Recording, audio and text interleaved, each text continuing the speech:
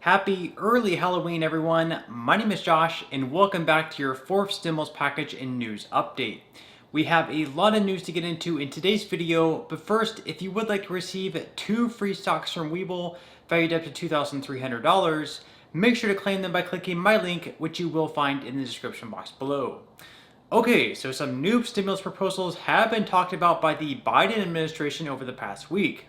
One might think, oh, finally some good news. Are we going to receive another $1,200 stimulus check? Or perhaps even a $600 one to fulfill the $2,000 in payments Biden had promised? Come on, man! Well, not exactly. This time, the Biden administration is really outdoing themselves, offering $450,000 payments, but this time not to American citizens. Get this. Instead, they would be going to illegal immigrants. According to the Wall Street Journal, the Department of Justice, Homeland Security, and Health and Human Services are considering these payments in an attempt to settle lawsuits filed by those who crossed into the U.S.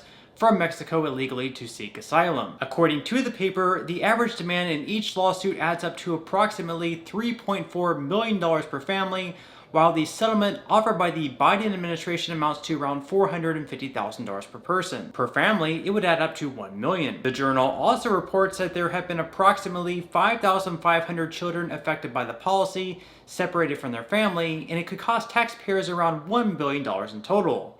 Unsurprisingly, Republicans and other lawmakers aren't too happy with this idea.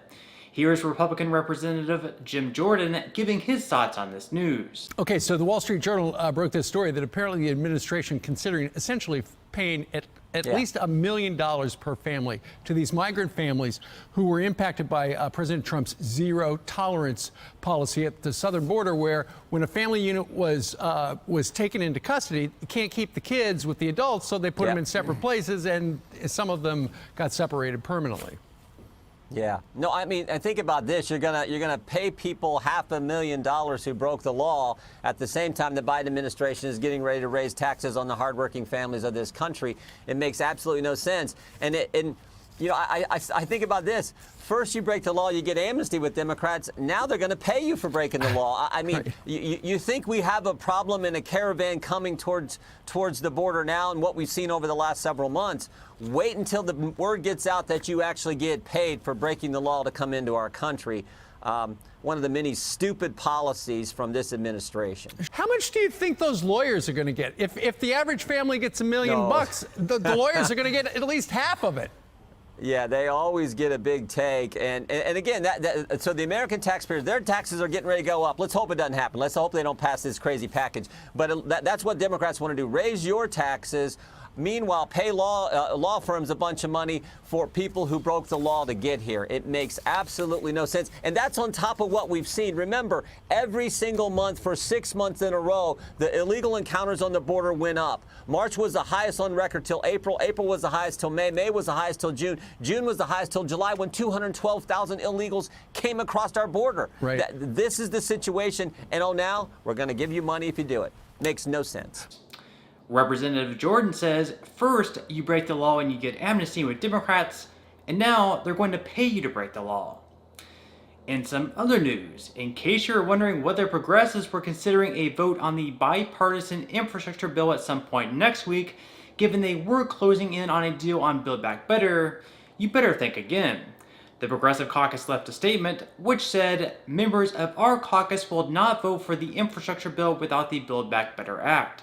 We will work immediately to finalize and pass both pieces of legislation through the House together. The leader of the House Progressive Caucus, Pramila Jayapal, backed that statement in some tweets of her own, saying, we won't leave working families behind. That's why we're sticking to our deal, the infrastructure bill and the larger Build Back Better bill passed together.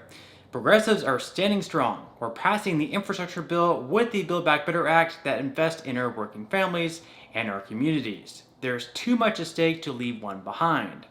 Another House progressive, Ilhan Omar, shared the same sentiment, saying, we have been clear since April. We will pass the bipartisan infrastructure once we vote a Build Back Better Act to help our communities.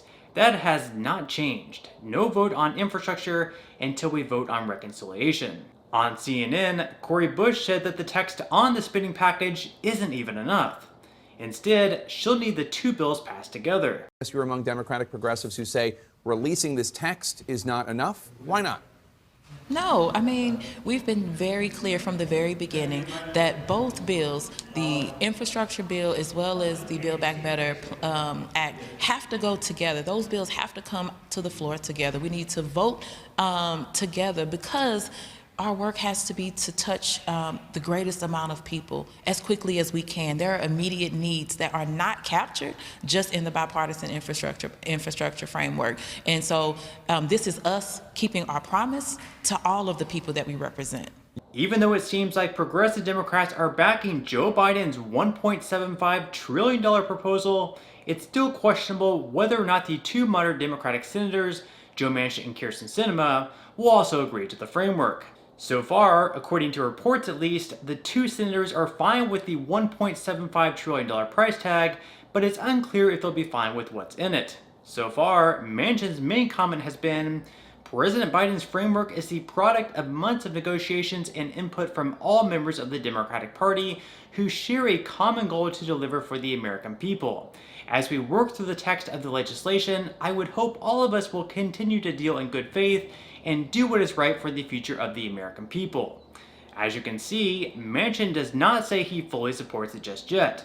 So while there is a small chance the Democrats are able to reach an agreement on Build Back Better next week, write the bill, and even pass it through the House, there's probably a better chance that they do not. Often in these types of things, if we learned anything over the past couple of years, it takes much longer than expected to get things done. In some other news, for those of you living in the state of California, it's being reported that the vast majority of Golden State stimulus checks should be made by the end of today. So if you're still waiting for the second round of checks going out in California, make sure to check your bank account today. And if for whatever reason you don't receive it by the end of today or tomorrow, at latest, it should arrive by the end of this year. And just as a reminder, these payments are being sent to residents only in California who earn $75,000 or less per year. It was estimated that 2/3 of all California residents were eligible for this payment. But on that note, I'm going to go ahead and wrap up this video. Again, if you would like to receive a couple free stocks from Webull, make sure to quickly claim them by clicking my link in the description box below. To receive the first stock, you will need to fully open an account. Then to receive the second free stock, which will be valued up to $2,000, you'll need to make a qualifying deposit of at least $5. And even if you aren't all that interested in investing or continuing to invest at this point in time, you can always sell the free stocks that you receive and transfer that money, however much they're worth, right back to your bank account. So free stocks or free money is completely up to you. So once again, I hope everyone has a great and safe rest of their day. And if you did enjoy the content in today's video, you found it helpful in any type of way, I would greatly appreciate if you quickly give this video a like, a big thumbs up. It definitely helps out with the YouTube algorithm. And as always, I'll see you in the next video.